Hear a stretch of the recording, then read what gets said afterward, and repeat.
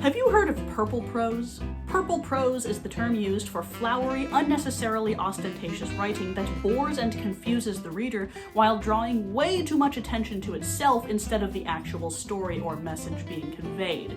That being said, allow me to share with you a book of deepest eggplant. I read this, and I have a lot to say about it. Ready? Great. Irene Iddesleigh is a fictional tragedy written by Irish author Anna McKittrick under the pseudonym Amanda McKittrick Ross, published in 1897. Yeah, we're going way back with this one. Personally, I do enjoy a lot of old books. Frankenstein, Dracula, Dr. Jekyll and Mr. Hyde, and The War of the Worlds all entertain and fascinate me. Now, sure, a lot of classics drag on with the appeal of eating broken glass that is often seasoned with racism, with many stories reflecting the colonialist ideals and misguided pseudoscience of their time, but many of them are deeply poignant and beautiful. This classic jumped out of the bushes at me when I was researching lists of the worst books ever written. Mark Twain himself called it one of the greatest unintentionally humorous novels of all time. Without further ado, let's get into our Mystery Science Theater 3000 seats and see what happens.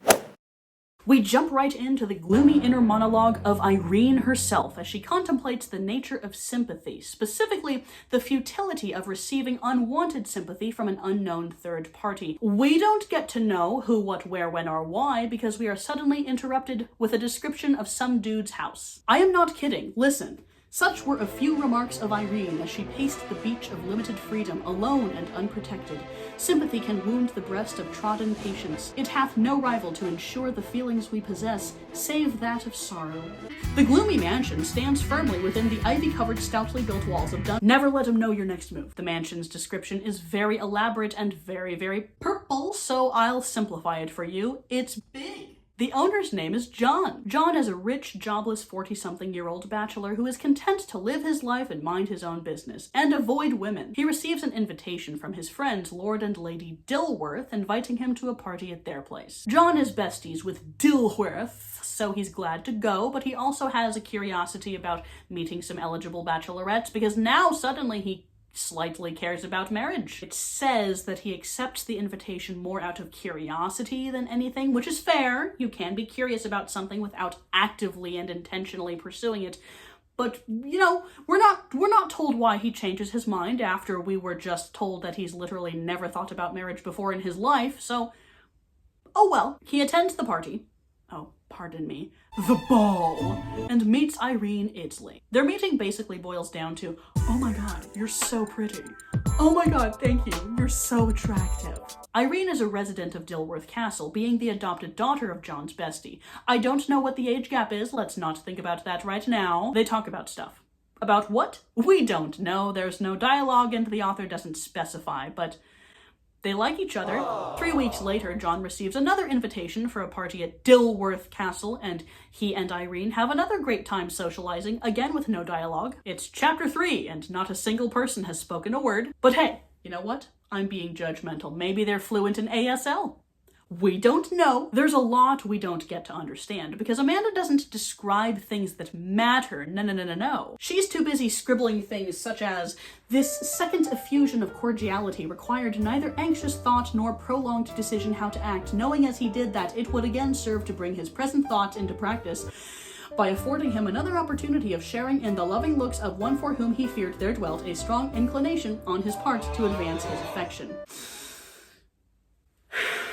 Now, John can grow on you a wee bit because he has a crush on Irene, but he's too shy and anxious to actually ask her out. And he's been alone for so long that he doesn't really know how to handle a courtship. Irene's mom has to step in and specifically suggest he come visit again, and he's so nervous that he just agrees and then dips. The author mentions again how John was previously determined to avoid the dating scene, which still doesn't make sense because he went to this party interested in meeting single ladies, but now he feels a new lightness in his steps, a breath of fresh air in his lungs. Because when you're poisoned with female dislike, of course the antidote of woman pretty instantly cures every symptom overnight. I guess that's just the power of love. Irene, however, does not share this feeling. She's toying with his heart for reasons unknown. But John is unaware of this and continues to visit Dilworth Castle, giddy with the sensations of his new crush and growing confidence.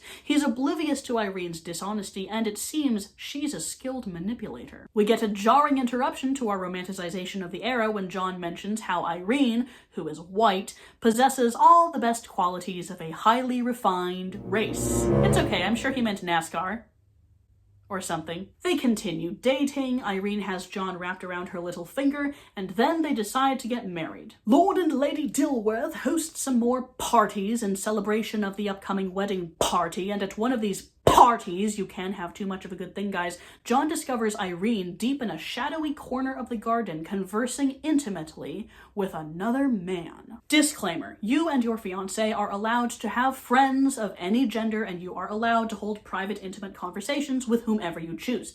However, based on what we as a third party know about Irene, it's pretty obvious what she's doing. Now, John wants to assume good intent. He doesn't go ballistic over it, but ignoring the vibe of the situation is pretty difficult for the poor guy, especially considering Irene's very irritated and guilty facial expression upon being discovered. But you know what? On the bright side, we can celebrate, because it's here in chapter 4 on page 30 that we get our first spoken quotation marked lines.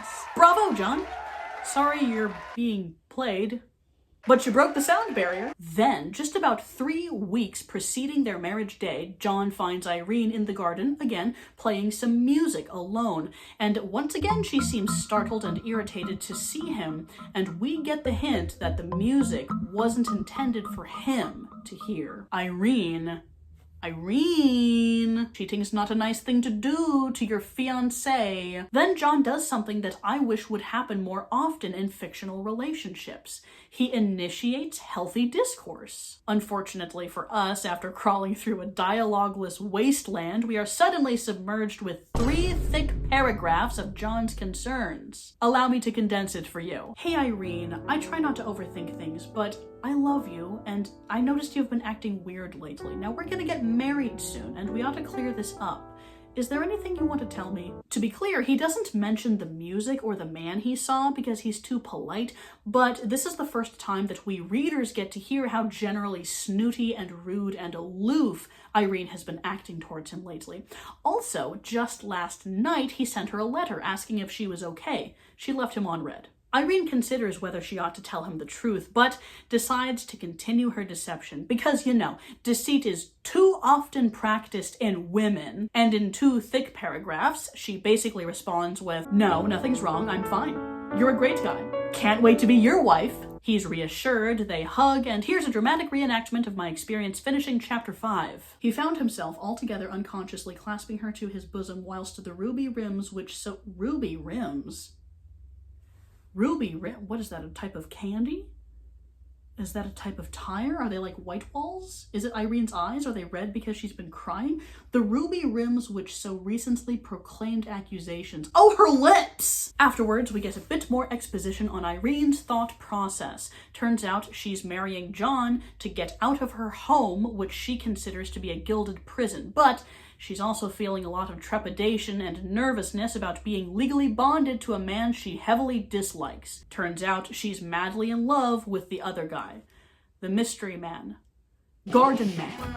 His name is Oscar Otwell. He's her tutor, and she can't declare her love to him because her parents would disapprove of his low income. In addition, Lady Dilworth, who has health issues, is keen on seeing her daughter married to an affluent guy like John rather soon because, unfortunately, her life expectancy isn't very long. We also learn Irene's age. Earlier in the story, we heard that Irene was adopted at age 11. In chapter 6, they say 9 years have passed. So, using the power of advanced mathematics and summoning the spirit of Sherlock Holmes, we can hack into the mainframe and crunch the numbers to deduce that Irene is, in fact, 39, a normal age for a 40-year-old to marry. It's fine, it's normal. Nobody's marrying anybody half their age here. There's nothing to worry about, it's fine. During the most bone-crushingly exhausting sentence I have ever read in my life, Irene, for 128 words, for some reason, decides to wear green to her wedding instead of the traditional white. Lady Dilworth almost has a stroke over this, but Irene basically says, it's fine, I'll explain later. You'd think someone with a name like Dilworth would appreciate the color green, but to each their own, I guess. We learn Lord Dilworth owns 3 estates, and we get an unsolicited rundown of each of them that nobody asked for. That's the second time the story has been interrupted by houses, but this time, at least, it's relevant, because the Dilworths are suddenly knocked to their knees by financial problems.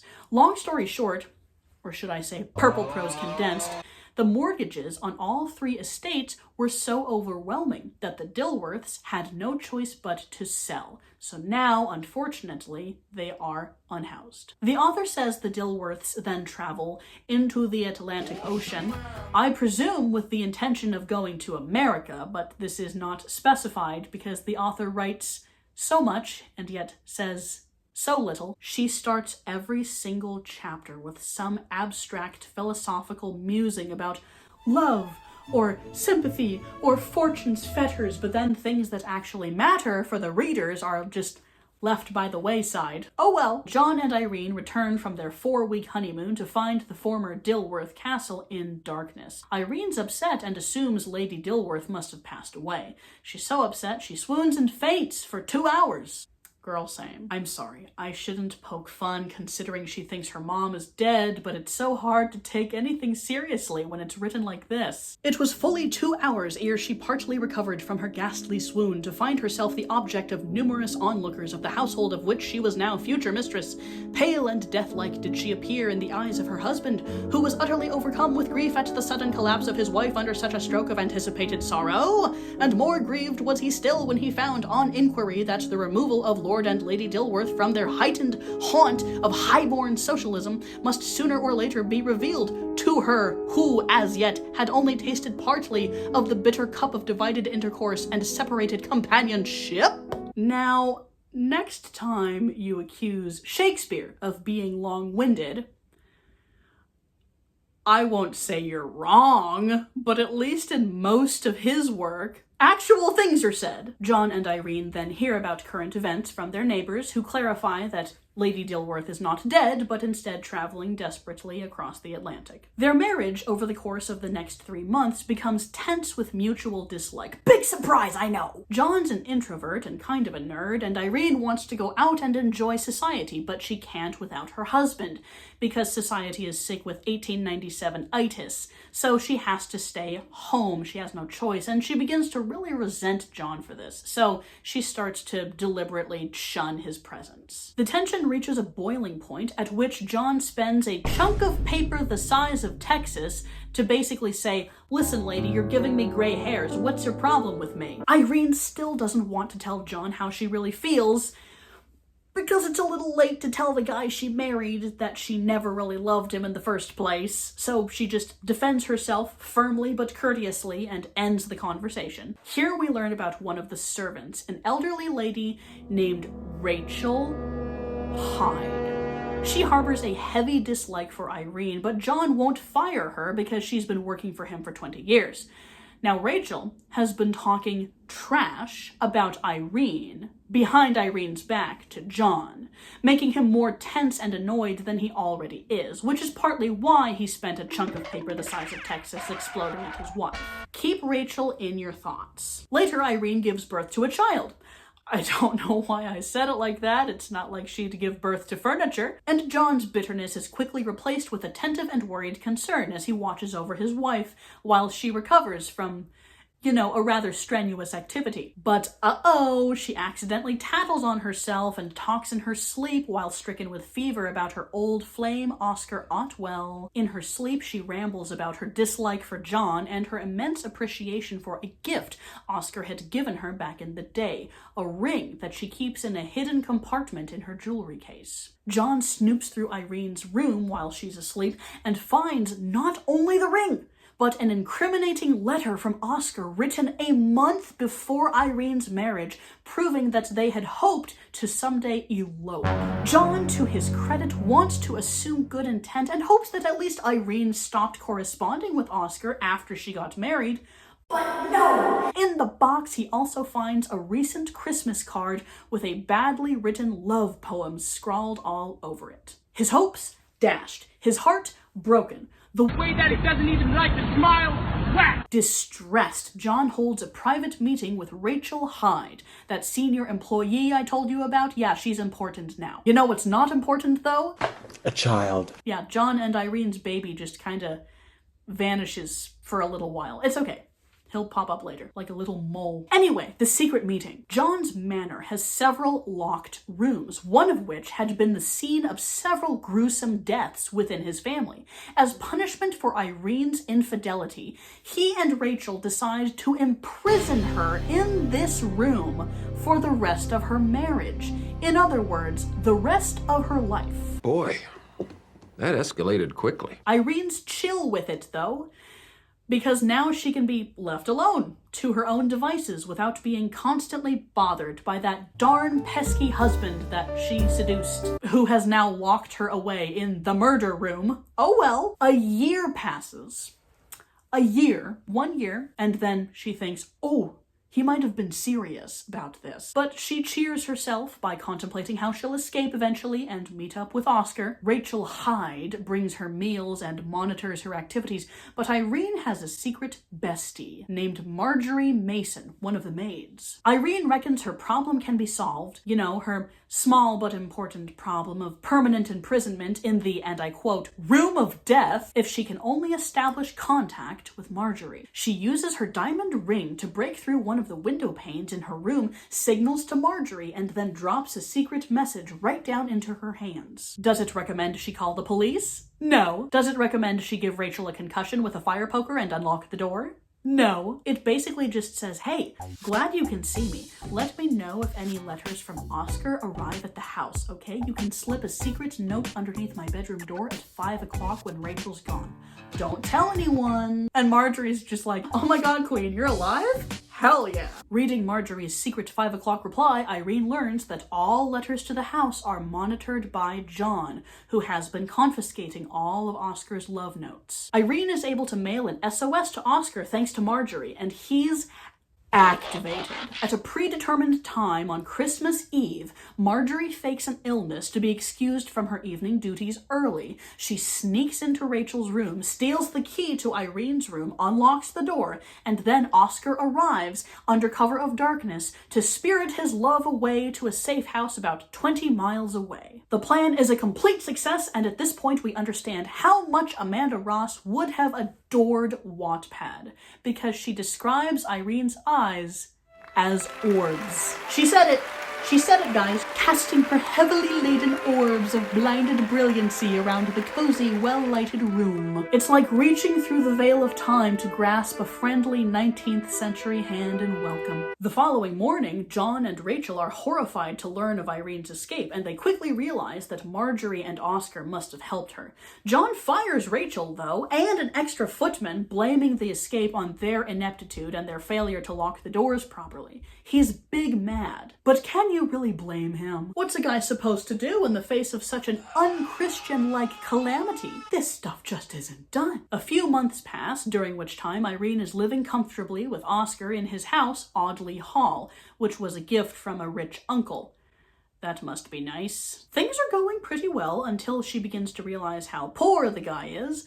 I mean, sure, John locked her in the room of death for a year, but at least she had 3 full meals a day. Oscar's a college student living off of Victorian ramen and Hot Pockets, probably. Disgusting! Oscar tries to get a job as a local tutor, but nobody wants to hire him. Sorry, dude, the job market sucks in my era too. His savings are depleting rapidly, so he calls up his old friendly college professor to ask if he knows anybody who would be willing to buy Audley Hall. Turns out the professor does know a guy. Coincidentally, this guy, Major Idsley, just happens to be Irene's biological uncle. It's a small world. But she doesn't want to reveal her identity because she's a bit embarrassed about everything that's been going on, which Fair. Bummer though, he seemed like a rather interesting and important person that the main character of this book may have wanted to know and connect with, but Amanda McKittrick said no. After they sell the house, Irene, Oscar, and Marjorie, who has been chilling out with them this whole time since the escape, they all travel to New York across the Atlantic. In case you forgot where New York is, they buy a humble cottage outside the suburbs, and the two broke lovers get married. Also, I apologize for forgetting to mention Marjorie. I'm sure you were wondering why John did not lock her in the murder room for insubordination. Or, at least, give her a pay cut or something. It's because she wasn't there. John's pretty bummed about everything, but we're suddenly reminded that his son exists. Surprise child. Or maybe not a surprise per se if you've been wondering what the baby's been up to this whole time. He's just been babying in the hands of a nursemaid. And then when he turns 6, John sends him off to school. To clarify, this is not the sending off to school to which the average public schooler might be accustomed. He doesn't come home in the evenings and sit at the kitchen table to cry over long division. No. This is the Victorian period, so he's literally sent away to sad beige children land for a while. Later, John finally decides to delete Irene from his will, which is a significant personal milestone for him. And the author writes an oddly gushy paragraph about how John has been the forgiving husband, the meek advisor, the patient sufferer, the wounded knight, the once-attached partner, the loving father, the son of justice, gratitude, and chastity. He locked his wife in a room for a year, forbade her from seeing her son, and barely attended to the kid himself. He's not Jesus. Calm down. Oscar and Irene are living their cottagecore dream in New York. Well, kind of. The author remembered they're still poor. Marjorie married a nice, successful guy, so she's okay, but Oscar is wasteful with his money, so he and Irene are on the struggle bus. Oscar gets a job teaching at a public school, but the pay is terrible. Another bond of unity with the modern age. So he begins to cope with substance abuse, which worsens and eventually results in him getting fired. And here is where I give you a serious content warning. Please skip to this timestamp if you do not want to be saddened by potentially triggering content. This next part is rather tragic. Well, Oscar's drunken violence frightens Irene so much that she flees and finds shelter with the local reverend, who sets her up with a job as a governess with a family several miles away. Oscar tries to pursue her but is unsuccessful. And a few weeks later, Oscar is so tormented by shame and guilt and self-loathing, compounded by past and present failure in his chosen career field, that one night, late at night, he goes to a bridge over a cold lake, and I'm sure you can infer the rest. He addressed a note to Irene and left it at the scene so the police could find it and deliver it to her, and in it he says he did this so he wouldn't hurt her again. The note also says Irene should respect her real marriage and return to John in England, disregarding the entire midnight rescue they'd engineered because John decided to lock her in the murder room for a year, intentionally for the rest of her life. Irene's devotion to Oscar is such that she is obliged to honor his last wishes, and so she prepares to return to England. Near the harbor, who does she encounter but her adoptive dad, Lord Dilworth? They talk for a bit. Irene learns that her mom did pass away a while back. Lady Dilworth, sadly, is no more, but her dad has a solid job and is doing well for himself. So that's nice. Do we get much insight on Irene's thought process during this conversation with her long-lost adopted father who raised her? No, because Amanda is too busy inventing new ways to describe the sun, such as the mighty orb of gladness. So much more important than character development. Hugh, the son, Hugh, the former child, Hugh, the ex-baby. Hugh is in his teens at this point, and he gets a message telling him to come home from school to see his dad because John is too sad to move. Sorry, sometimes I feel bad for John, because he was a very nice guy until the whole murder room thing. Hugh's visit revitalizes John just enough for the grieving father to finally tell his son about his mother. He's been hiding the past from him this whole time, but since John doesn't reckon he'll last much longer because his health is failing, He may as well tell his son now. It's revealed that during Irene's imprisonment, John was consumed by regret for his actions, and so he had intended to release Irene very soon before the unexpected jailbreak. He also warns Hugh to beware of his mother's manipulative tendencies should they ever cross paths. And then Hugh loses his father. Or in other words, thus passed away another link of a worthy ancestral chain who during his tender years of training had been guided by the charitable Christian example of a mother of devotion, and who was, during the brighter battle of her son's creeping years of care and caution, summoned before the invisible throne of purity, peace, and praise everlasting, shrouded in hopes of sunshine concerning his future happiness, which never after his marriage was known to twinkle in Dunfern Mansion. So basically he dies. Well, Irene arrives, learns of John's purple passing, and feels pretty darn rotten about the whole affair. While she's kneeling in front of John's gravestone, Hugh appears, and his immediate reaction upon identifying the lying, cheating mother who also abandoned him is basically, damn. So you're her, huh? Long paragraph short, he tells her to get out of his face and never return. She then travels to Audley Hall, where she and Oscar used to live before selling it, and she learns that Major Iddesleigh passed away almost 12 years ago. It's okay. It's okay, this book is mostly really funny. I'm sure everything will be resolved somehow. Like, as Shakespeare said, you know, all's well that ends. She dies. Alone, bereft of all friends, she passes away on the grounds of Dilworth Castle, finally consumed by the consequences of her actions, right back where she started. And the book ends. Hugh's doing great for himself, though, so that's good. Baffling metaphors, random spurts of alliteration, and philosophical ramblings that produce the same sensation as deciphering ancient Egyptian hieroglyphics? Sign me up again. This is the best Victorian novel I've ever read in my life. Hands down, bar none. Purple's my favorite color now. If I were alive during that time period in my cute little asylum cell, I would be eating this up like a Battenberg cake. And no, I'm not just saying that because the author's husband financed the book's publishing as a gift for their 10-year wedding anniversary, and I think that's really sweet.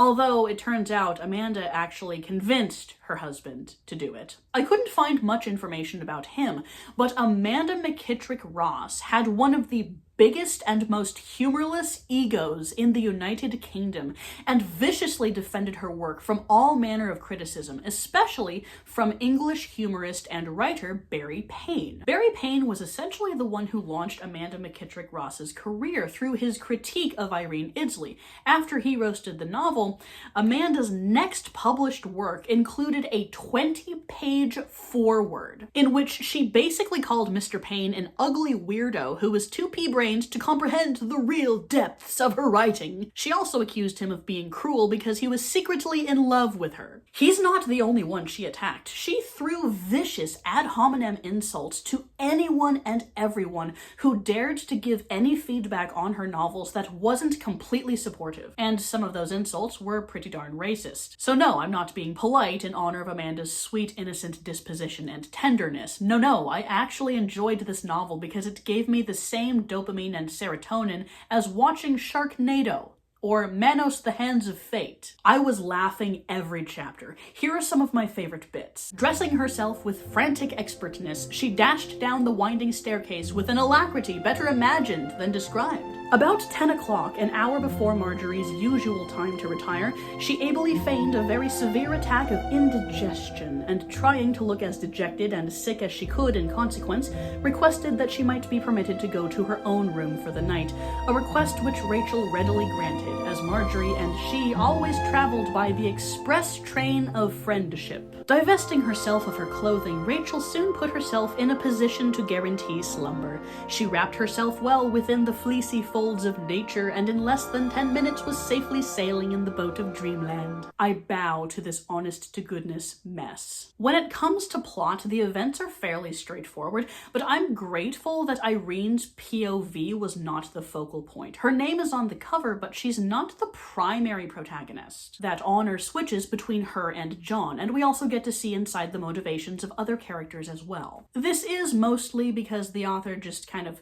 jumps around all over the place, but it did prevent my reading experience from becoming too painful, because Irene's selfish, manipulative, narrow-minded behaviors don't change much. So to be inside her head the whole time would have been excruciating. But fortunately, Amanda gave us room to exercise and air to breathe before smothering us with an elaborate word count. It turns out you can have a novel with an awful titular character who makes you want to bash your head into a wall, because if the writing is funny, it's worth it. One point I disliked was how much John was lauded and martyred despite his choices. Like, I get that he had a change of heart and had planned to release Irene after, an entire year, but he planned to release her before she escaped, and I get that he was innocent in the beginning. Like, he was anxious and respectful and genuinely head over heels for a woman who ended up treating him as a means to an end. I get it, but are we really going to overlook the fact that he did imprison her for a year? There were other solutions, dude. Like, judging from the size of his estate, I am quite certain he would have been able to afford to go to Parliament and file for divorce on grounds of adultery. Like, he had the necessary evidence. Now, Jane Eyre, which was published back in 1847, had the whole imprisoned wife thing, and it's possible Amanda may have thought that was cool and wanted to imitate it. My point is, we don't get the same condemnation for John's choice to physically imprison his wife as we do for his wife's decision to cheat on him. Like, Irene has no discernible virtues, I'm gonna be honest, but John's virtues don't negate the harmful effects of his behavior. John gets the not as big a jerk as he could have been award, but does he really deserve such elaborate praise as the counterbalance for Irene's dishonest ways? Well, of course he does, you silly goose, because it's 1897 and women are property, which is also probably why all the men in the novel have redeeming qualities and Irene has none, and her mother has no personality at all. Still worth the read, though, for the sake of express train to friendship. Aside from some busted ribs, what can we take from this experience? Now, buddy, I'm gonna hold your hand when I say this. Don't let infatuation fog your rose-colored glasses. It is wonderful to have a crush, and I'm not gonna tell you how to navigate that because your experience is unique, and I'm a dumb person who doesn't know you, unless you're one of my best friends, in which case, hi. But I will say that if you want to comprehend and understand and know someone, a few infrequent visits to their house over the course of a few months is insufficient.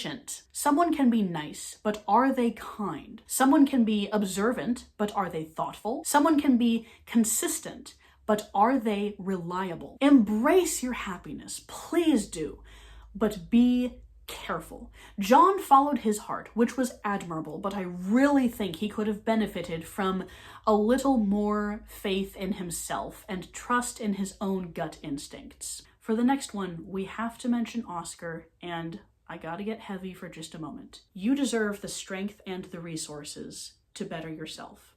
Whether you struggle with addiction or behavioral issues or any kind of trauma, you are worth the effort of becoming your favorite version of yourself. I don't know what your greatest regrets are, but I hope that you are able to shoulder them and continue on your journey towards the future. I recommend a poem called To the Young Who Want to Die by Gwendolyn Brooks. It is beautiful. I hope it helps a little bit, and I will put it right down below in the description. It is so very important that you stay, and I am very glad that you are here. Now here's the last bit of this part of the video.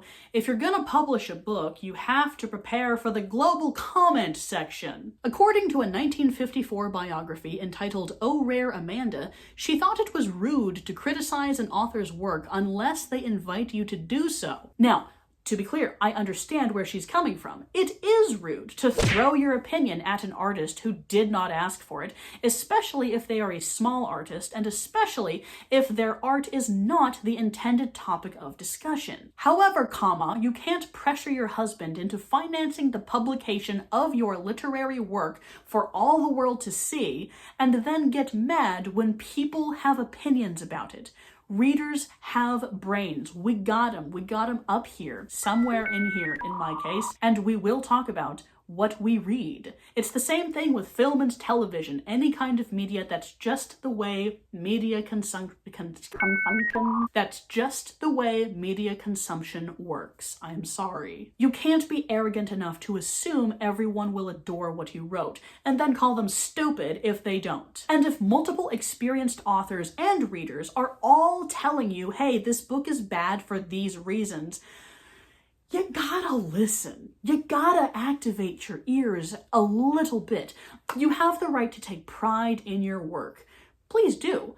But don't let snobbish, mulish arrogance turn you into a jerk. That's not going to prevent some baby-faced looking nerd on the internet from roasting your book 128 years in the future. So yeah, that's Irene Idsley. It's a 9 out of 10 for me, and I don't regret it. But wait, there's more. Massive shout out to my 2 biggest Patreon subscribers, A. DeRosiers and November, you shining stars. Your incredible generosity helps me pay the bills, and thank you to all of the rest of my amazing Patreon supporters as well, because you made this video possible. If you, no, not you, yes, you there, if you want to support me on Patreon for a minimum of $3 a month, I would appreciate you too. I still do, but you know, I like to eat food. I also make jewelry, which is not in any way related to books or comedy, but I like doing it, so I do it. If you want to get some of the things I make, please visit my Ko-Fi. It's pronounced Ko-Fi actually, but I really don't care because I've been saying Ko-Fi so much by this point,